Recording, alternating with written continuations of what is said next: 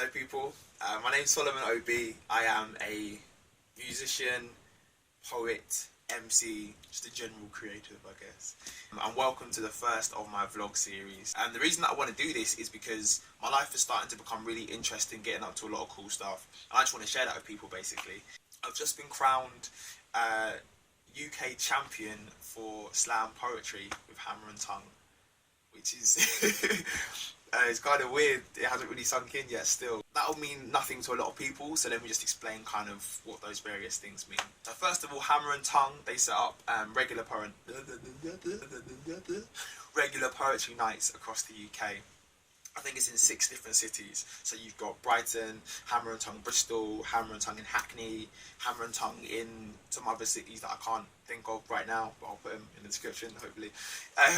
What they have is like regional competitions, regional winners then go on to the nationals. For anyone that's not seen or heard a spoken word before, it is exactly what it says in the tin. It's people speaking their words.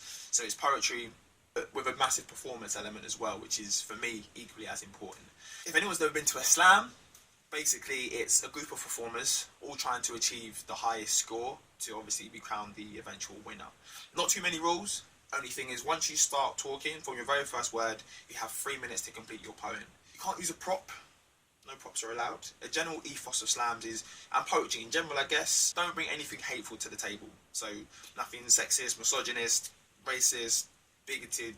You see where I'm going with this. So the slam this year was held at the Royal Albert Hall, which is really cool in itself. It was amazing to see so many talented people in one room, people that are there on merit, just great writers. It was a very strange atmosphere. I'm trying to stay focused and be like, okay, let me watch what everyone else is doing so I don't do the same type of poem.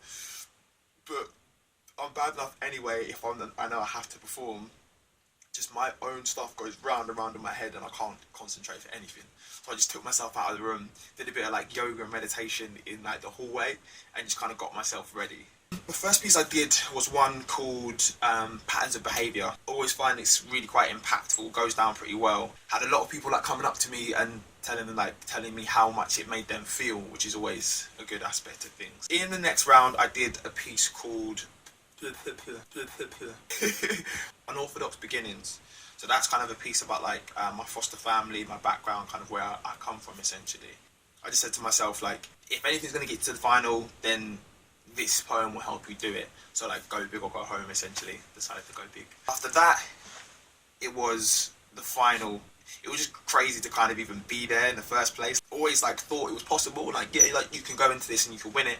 But when you're actually there, it's something different. It's like you're one poem away now from actually possibly taking this whole thing. And the final was actually made up of 4 poets of colour. 4 poets that were people of colour, which makes more sense. Which I think is really good for the scene. It's a really good example of like young role models. It can only be a positive thing. So that was myself, Caleb Oluwafemi, Sade Joseph and Caroline Teague. Now the standard in the final was just like something crazy, which is in evidence by the fact that I only won by 0.1 of a score. That's crazy to me. Anybody in that final could easily have taken it, and it just goes to show the level of quality that was present that day. I remember vividly hearing the scores back and it was like everyone was scoring 9.4s and 9s, 9.2, and in like the heat of it all, obviously you're not calculating, oh, I'm in the lead or he's 2 points ahead or so you just wait to the end to find out. I was just sitting on the edge of the stage, I'm not gonna look, I can't. And then I just got a tap on the shoulder from I think Sade, and I just turned around and saw my name like highlighted in bold, and it was a very surreal feeling, but obviously very pleased to have won. People were really nice kind of in between rounds. Shout out to people like Miko Berry, Vanessa Kasule, Harry Baker. But so what poem are you going to do next? Is it going to be this type of poem? Like, helped me clarify in my mind like what was best to do next basically, and it was good having that level of support. Shout out to Liz Council as well, I see you. After being whisked off and having won, no sorry, wrong order. After having won, then I was whisked off to do like some interviews and stuff, one of which was with the Evening Standard, which you can find actually online. Again, I'll put the link in the description. The level of support has just been like phenomenal. Thank you to you all for believing in me. You've all been so kind.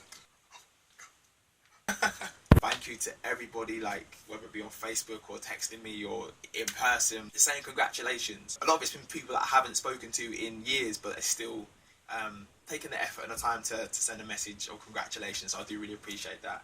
Yeah, I'm just gonna do my best, my best to make everybody proud. I feel like I'm just getting started, and I feel like I'm in a very privileged position with a lot of things that are going on in my life. I don't want to take any of them for granted. Just keep pushing forward, keep making art, and hopefully inspire some people along the way. Boom.